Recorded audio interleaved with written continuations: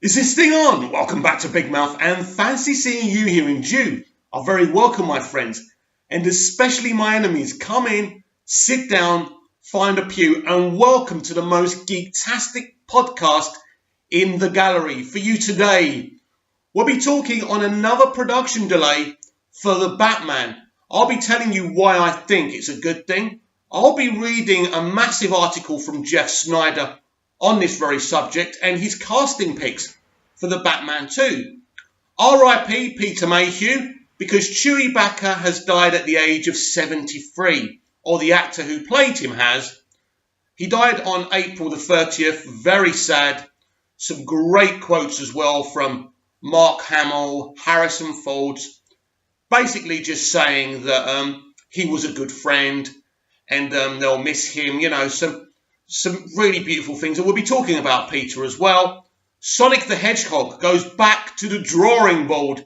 Yes, I'll be reading a quote from the actual studio about that as well. That's nuts, because after the trailer, everyone was bitching about the design for Sonic. I thought it was okay, but what do I know? So there's that too. So shall we kick off? Oh yes. And I'll be talking about who Rame Malek will be playing in Bond 25. I know this, I'm pretty certain about this. Not definite, but we'll be talking about that. What normally happens here, I forget some of the things I'll say I'm going to talk about, and everyone has a go at me. Bad memory. Shall we begin? Right, let's talk about Peter Mayhew, aka Chewbacca. Peter Mayhew started his career not in acting, but as an orderly in a Yorkshire hospital in the United Kingdom, England. So George Lucas was going around the country, because that's where they were shooting Star Wars, for a really tall guy to play Chewie. So they walk in, they call him in, they look at him, they say, well, Peter's really tall, and he had the job. And all he knew, he said, is that he was going to be hairy and big. But Peter Mayhew was more than just a guy in a costume.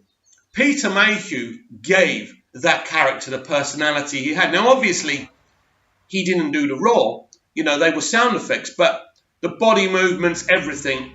Peter was born to play this role, and everybody loved him in the industry. He was at conventions. He gave so much back to the fans. Of course, he made a lot from Star Wars, but why not? But it just shows you that you don't need to know anyone in this industry sometimes. Sometimes the magic happens and you can become successful. I send my condolences to Peter's friends and family and people who loved and knew him. Obviously, it's a sad loss to us Star Wars fans, but mostly the people who knew him and loved him have lost a father, or uncle, or husband, or whatever. So it's important to think of them today. My mum's been in hospital for nearly 4 months, so I know how they'll be feeling today. So, yeah, always remember Peter, great guy. Follow his Twitter account, because his family are tweeting loads of beautiful stuff as well. So, we need to talk about the Batman. Because what happened is, I had recorded my episode of the DCEU Daily, which was a massive one talking about lots of things. And as usual, I recorded it, I was uploading it, and my internet's crap, so it takes hours and hours, especially if it's over 10 minutes, right? It's about 25 minutes, I think. I hope you all kind of are going to watch the whole 25 minutes, because it's really interesting and exciting, even if I say so myself. So as soon as it's uploading, basically we got this brilliant guy called Jeff Snyder. Now, basically, you've got Justin Kroll and Jeff Snyder. Now, I don't always agree what these lads say, but don't listen to these amateur bloggers without a blue tick. They know nothing. If I say anything on a video, I at least tell you it's a rumour. So you know that I could be wrong. Sometimes I'm right, sometimes I'm wrong. I don't claim to know everything, or even anything. But I'm here on my channel talking about things I'm passionate about, and hopefully some of you want to watch and listen to that, right? So anyway, let's read this article from Jeff Snyder. The Batman production possibly delayed due to further work on the script. Now, a lot of people are becoming impatient with Matt Reeves, but I'm not. We have criticised the DCEU for so long for rushing to try and catch up with Disney, to try and be like the MCU. This guy is a perfectionist, And we've seen his work before. We know when he gets done, he's going to give us something extremely special. So let him take his time. Stop bitching. So let's read the article from John Schneider. This morning I texted my pal Justin Kroll at Variety to ask if he'd heard a single name for Matt Reeves, the Batman. Now, it's important to understand that Variety are basically one of Warner Brothers' mouthpieces. So something's going to happen. If it comes from there, it's a fact. Hollywood Reporter, they do a lot of stuff from, but mainly it's Variety, so it's important to know that. So, and his answer didn't surprise me. Neither of us have heard anything on the casting front. That's because, as Crow so helpfully explained minutes later on Twitter, Reeves is still polishing the script. And there's a possibility that production could start early next year rather than later this fall. Now, it's important to understand that's a summation, that's an assumption. They don't know. It could start this fall, but it could start early next year as well. I'm fine with either, because I know when it's done, it's going to be awesome. So chill out. He answers questions about it on Twitter. You know, Matt Reeves has been very open about what he's doing. I love the guy. I respect the guy. I'm so excited that he's involved with us. So, you know, calm down. Let's not drive creative people off our franchise. Look what's happened to poor Zack Snyder. Think about that, right? Just think about that for a minute. Anyway, as far as casting goes, it's difficult to speculate because we have so few clues as to the kind of Batman that Reeves is creating in his laboratory on Warner Brothers' lot. What's his take on the Caped Crusader? Will he be depicted as a hulking superhero like broad shoulders brawler Ben Affleck, or will he be a bit more brainy as the world's greatest detective? I think the latter, personally. That's what I think. Anyway, we'll go on. Detective probably should be. Early reports suggest this Batman will be more of the latter. Yeah, just exactly what I just said. As the unfinished script supposedly harkens back to classic detective-driven film, Noir-like Chinatown and the work of Alfred Hitchcock, of course. Sounds awesome to me. We've also heard that Warner Brothers has asked Reeves to beef up the action in the recent drafts. A stark reminder that the studio still needs to sell superhero spectacle if it wants to cross the $1 billion mark at the worldwide box office, which neither Batman v Superman or Justice League managed to. So Warner Brothers want him to go back and put some action sequences. Now, some of you are going to say they're messing with what he's doing. They're not. This happens a lot. I've been hearing stuff like this on you know, when I've had my ear to the ground for the past 10, 20 years, right? You know, because of course Warner Brothers remember the Nightmare of Superman Returns with barely any action in it, and when they greenlit Superman Man of Steel, which was going to be seen as sequel to Superman Returns, they wanted more action. This is why Man of Steel was so full of action and explosions, because Warner Brothers had been criticised for not doing that with Superman Returns. But you can't please anyone, can you? Anyway, you can't please everyone, should I say. So to recap, casting hasn't started yet, and even if it had, us reporters don't even know what Reeves is looking for, outside of a male actor who will likely be between 25 and 33 years old. Before we learn that Reeves would be again aging down the character of Bruce Wayne, at least in comparison to previous live-action movies, early rumours pegged Jake Gyllenhaal for the role, largely because he'd never been in a comic book movie before. Of course, that was before he was cast as Mysterio in Spider-Man Far From Home.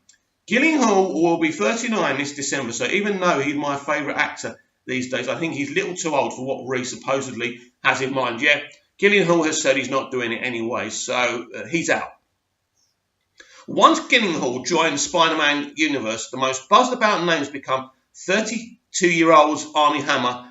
I don't want Armie Hammer. I know everyone's obsessed with Armie Hammer. I just think he's, well, to use his name, a bit too hammy and cardboard. Anyway, and Robert Pattinson. Robert Pattinson's an interesting one, actually. I wouldn't be too bothered about that. I'll be happy.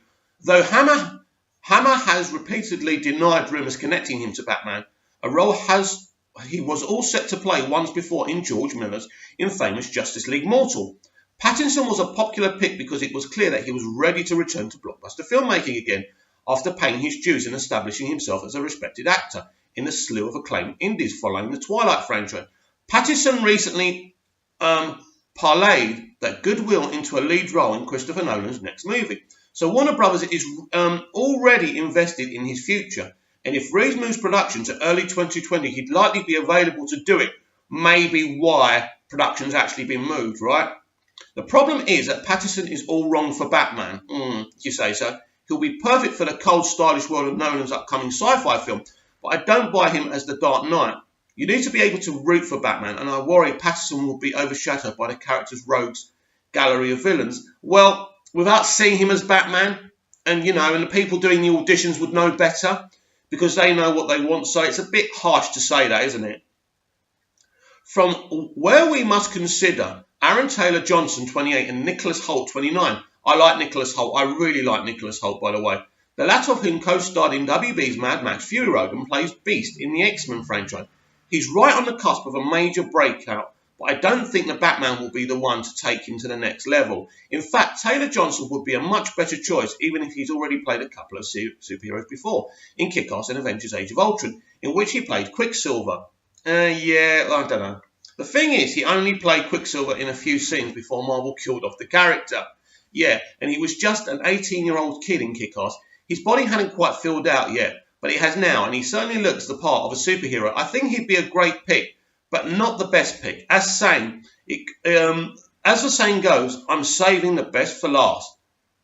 There are the A-listers like Ryan Gosling, and the newly crowned Oscar winner Reme Malick. I love Reme Malick. Reme Malick would be a nuts Batman and Bruce Wayne. I absolutely love him. He's going to be a bit busy though, because filming on Bond 25's just started, and we're going to be talking about Reme in that film a bit later on.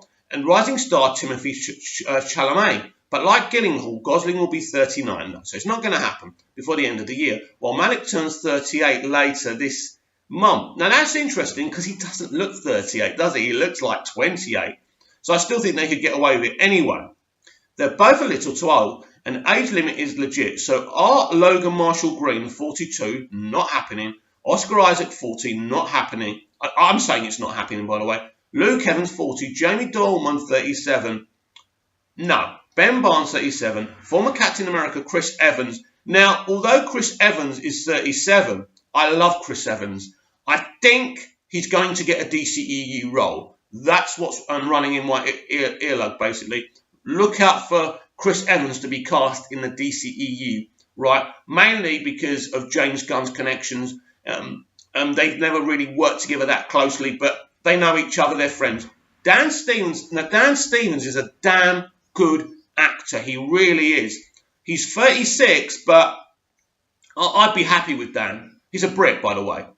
And Toby Kebbell, 36. See, I don't know why he's listing all these older actors anyway. For that matter, if only Empire star Juicy Smollett, 36, was a little younger, right? I mean, he is due for a comeback kid, of course, but on the opposite end of the age spectrum lies Chalamet. Look, you can forget about Juicy Smollett. You can forget that. Anyway, of course, but on the opposite end of the age spectrum lies Chalamet. I mean, I can suspend my disbelief that a 24-year-old is playing a 27-year-old. Yeah, what have you? But year old or what have you? But Chalamet is also kind of he's scrawny, and I'm not sure I can picture him kicking ass like a superhero needs to these days. All due respect. Well, you beef him up. He's a good actor. You can do it anyway. Then you've got your indie guys, which is the group I find most intriguing, for example, and this is where the casting is going to come from, by the way. Christopher Abbott is a young actor on the verge of stardom, and I'd give him a much better chance of playing Batman if he hadn't just worked with George Clooney on Hulu's Catch-22. Batman and Robin was famously one of the worst experiences of Clooney's career. And now, look where he's going with this. And I imagine that if Abbott was up for the role, he'd be ready to out to Clooney, who would rather either warn or encourage him. Well, basically, George knows it wasn't the kind of subject matter that was the problem. It was the film. It was the writing. He wouldn't put someone off of a great opportunity. And everybody knows Matt Reeves is a genius. He's a critically acclaimed actor. No one's going to put anyone off of doing this. So anyway, right. Having met Abbott a few times, I think he's a very thoughtful, soulful actor. And while I have a hard time imagining anyone turning down the chance to play Batman, he's one of the few I could see passing. Look, as I say, you don't know that. Think about it. He was on a hit HBO show in Girls, and he walked away at the peak of its success because he was honest with himself that it just wasn't for him. And that was when he was just starting out. It wasn't a name. And probably could have used the money. I think It would really depend on the script for him. Two guys who haven't received as much attention when it comes to speculating casting stories are 29-year-old Emery Cohen, old Barry Keoghan, The Killing of Sacred. Right, let me go back to the other actor he was talking about. An actor who's very picky with what he does is exactly what Matt Reeves would want. Picking someone for the right reasons who respects the craft. So there is a chance of him, by the way. Anyway, two of the most exciting young performers in Hollywood. These guys have little edge to them, and I think they'd both be cool if outside-the-box picks. Keoghan's American Animals co-star, Evan Peters, 32, has also seen his star rise. Look, Evan Peters is a great talent. I couldn't see it, though. No way. He's also seen his star rise. While set it up, and Glenn Powell 30 is the kind of guy who men want to hang out with and women want to date. When he lost the co-lead in the Top Gun sequel, his fans rallied online to the point where Paramount cast him in another role that was beefed up to accommodate him. Wow, I didn't know that. See, these guys know so much. This is what I mean. Following official bloggers is much better. Not with their opinions, but what the stuff they know. Scoopers, should I say. Meanwhile, could you picture a Jewish Batman like 27-year-old Logan Lerman? Look, I don't care if he's Jewish, Welsh, kind of a Jehovah, I don't care. Good actor, looks good for the role, right? So why bring in the fact that he's Jewish? I don't know. Anyway, what about a red-haired Batman like 25-year-old Cameron Monaghan? Now, Cameron Monaghan, of course, has played the Joker on Gotham. The only really good thing about the show, right? He would be an interesting Batman, but maybe looks a little bit too young. But certainly that guy's star is rising, no question. Would you be down for a Scottish Batman? I don't know why he keeps on going on about nationalities and religions. After all, Richard Madden, 32, seems bound for big things in the work of Bodyguard. Richard Madden would be an awesome Bruce Wayne Batman. That would definitely sell me. And speaking of international talent, what about Madden's Rocketman co-stars? Taron Egerton. Again, he would be an awesome Batman. Or Jamie Bell. Jamie Bell, yeah, he's great as well, who are also of the appropriate age. I mean, Christian Bale is Welsh and arguably made the best Batman. Yeah. There are Miles Teller and Michael B. Jordan, you can forget them. 32-year-old stars of Fantastic Four. Teller has some heat on him right now between Nicholas Winding Refn's Cannes-bound Amazon series Too Old to Die Young and a starring role opposite Tom Cruise in Top Gun, Maverick. But he should take a page out of Jordan's playbook and play a supervillain. Soon, we've never really seen Teller play a villain before, but I think he'd make a great baddie in one comic book universe or the other. Jordan, on the other hand, sorry about that. Anyway, but I think he'd make a great baddie in comic book universe or another. Jordan, on the other hand, would obviously be a great pick for the first Black Batman. Not happening. Should we move on? But he has already done 2 comic book movies, including last year's Black Panther. And he doesn't really need the role, as his career as a movie star is thriving right now. Believe me, Jordan's first Oscar nomination is coming, blah, blah, blah. But I think he should continue to pursue prestige projects like Just Mercy and potential franchise starter Without Remorse, which he also producing, rather than chase the title role in The Batman. It's not happening anyway. If Reeves did want to shake up things and cast an actor of colour, Daniel Kaluuya, the Oscar-nominated star of Get Out, would be great choice, just 30 years young. And I still say that Shia LaBeouf 30 deserves a shot at big studio blockbuster. If Robert Downey Jr. got to play Iron Man after his battle with addiction, why the hell not LaBeouf? Has the raw talent to soar in Hollywood. He's just been exiled to indie world.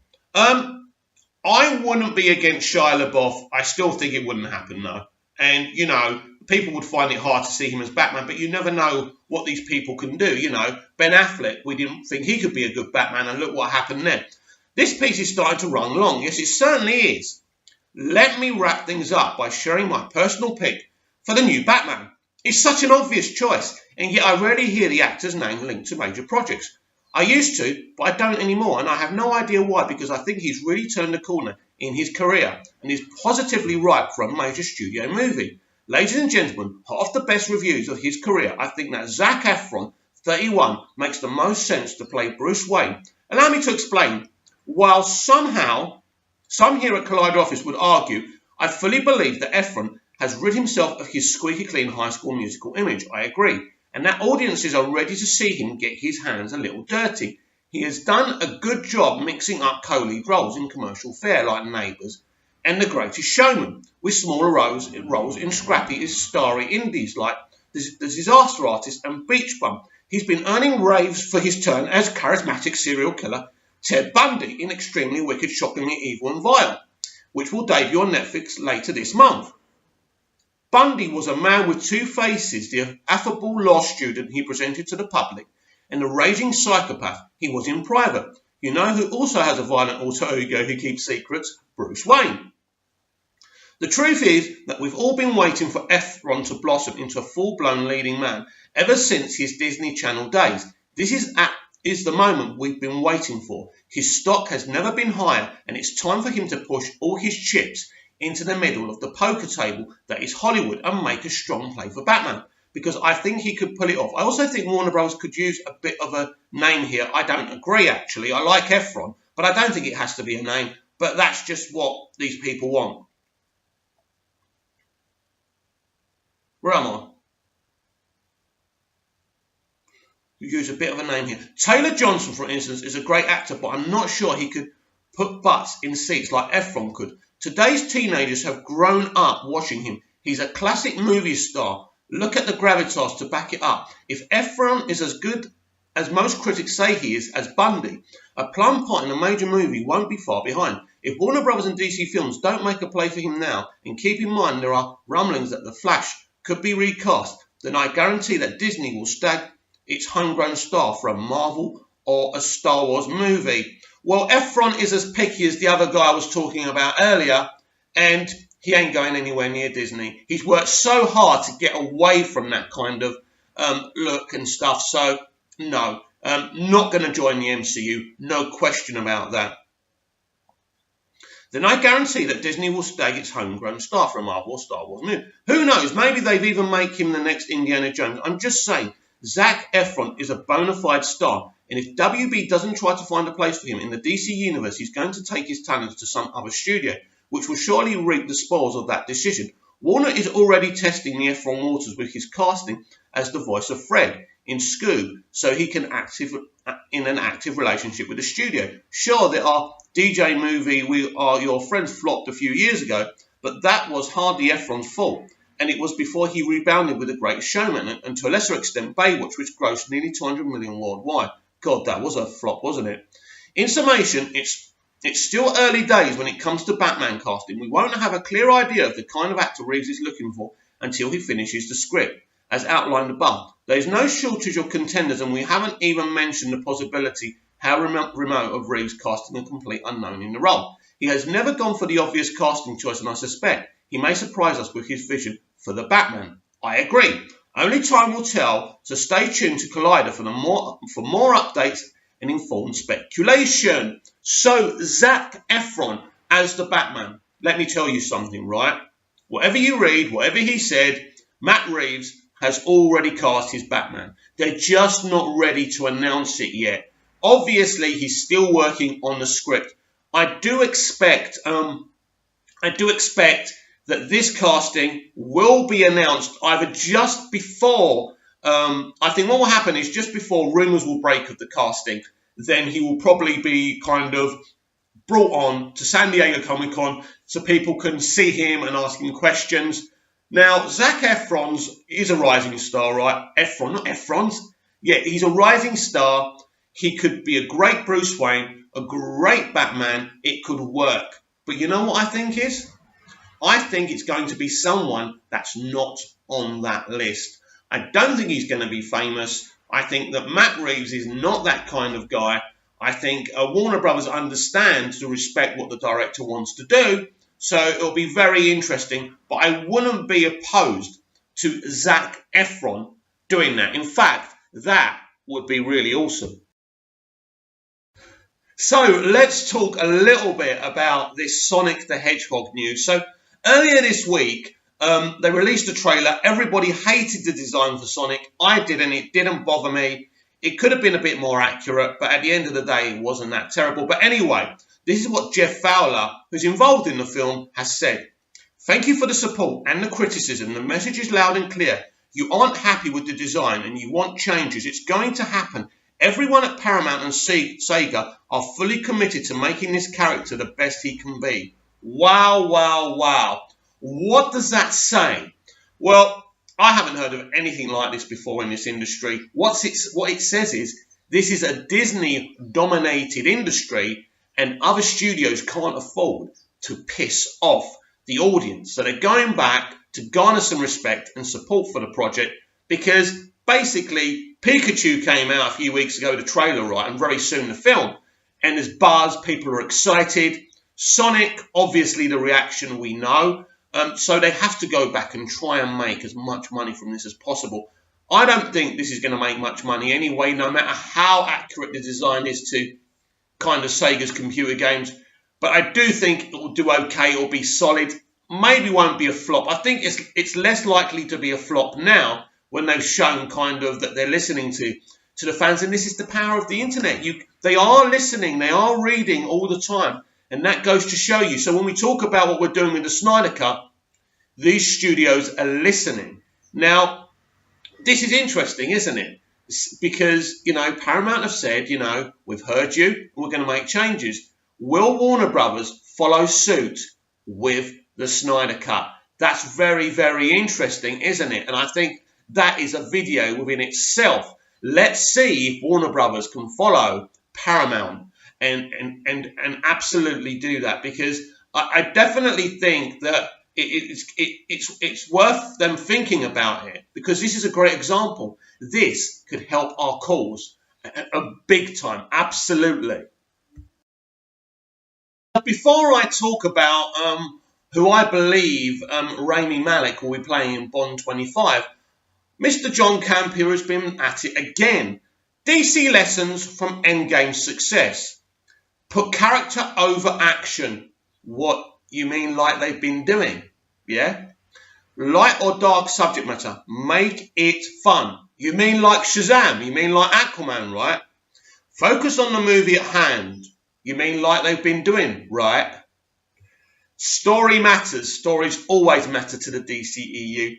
Plan it out. One vision. Don't just let directors do whatever they want.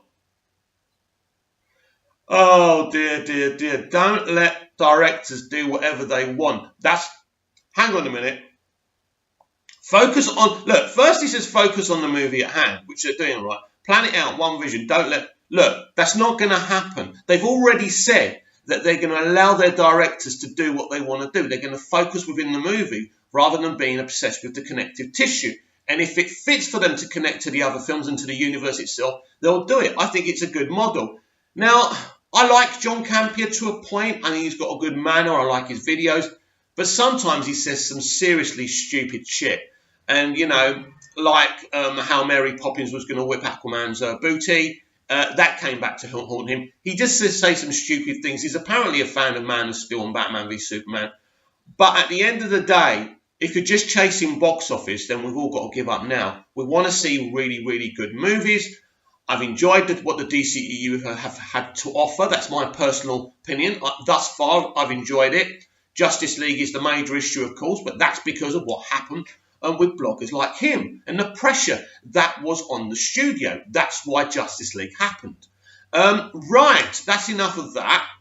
So let's talk about Rami Malek's character in Bond 25. So Dr. No, the very first Bond film, Dr. No, was actually filmed on an island in Africa. So this film let me say this. Basically, Bond 25 is going to be filmed on an island in Africa, just like Dr. No was. So not only do I think that this film could be called Dr. No, yeah, that would be nuts, right? And of course, because there was a lot of damage done with the last film, don't forget they called the last film Spectre. So I hope they're not going to make the same mistakes as they did with Spectre, because Spectre was so underwhelming. And I didn't like the fact that Bond quits the Secret Service at the end. That really disappointed me. But like all Daniel Craig's Bond movies, the action is spot on, because Daniel has a lot to say about how these films are made, the storytelling aspect. he's really fought hard to get his vision of Bond. He's always talking about it like he's the visionary behind them because they listen to him. They think he's an amazing Bond. And if they could keep him for another 3 movies, which we don't know, apparently this is the last, but we don't know. I suspect Daniel could be convinced to do another 2 or 3 more. I mean, he did say he'd rather slash his own wrists after Spectre than do another Bond movie, but I think they've kind of given him even more power now. And I mean, this guy, this director, Funkanada, he went to get him. This is a really critically acclaimed director, should I say, sorry, that's done a lot of great stuff. So he did that detective drama, didn't he, with Woody Harrelson and the other guy. I forgot the other guy's name, but yeah.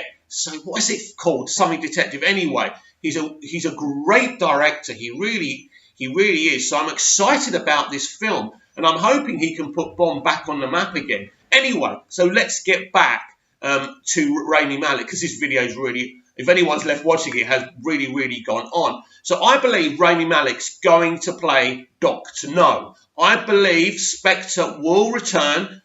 Basically, again, I forgot the actor who played him. Great actor. He did a great job, but the writing for the character wasn't great. I think they can fix Spectre and make Rami Malek a great Dr. No. So that's what I think.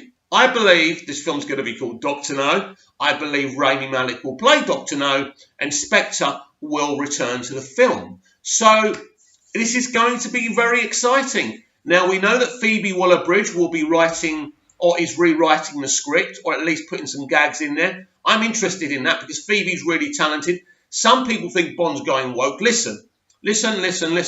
Bond has to be in the 21st century.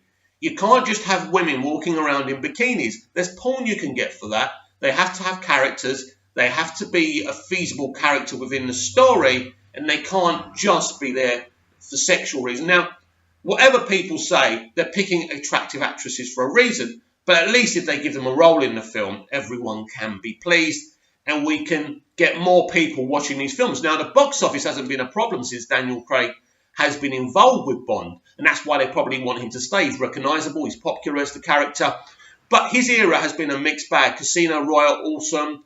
I forgot that, what was it? Quantum of Solace didn't get a great response because it was literally a little dribbling of a concluding part of Casino Royale. And then, obviously, you've got the next one, which was, I think, Skyfall, which was really popular and a great film and really worked. And I thought it kind of was very similar to Christopher Nolan's The Dark Knight, and it made that kind of money.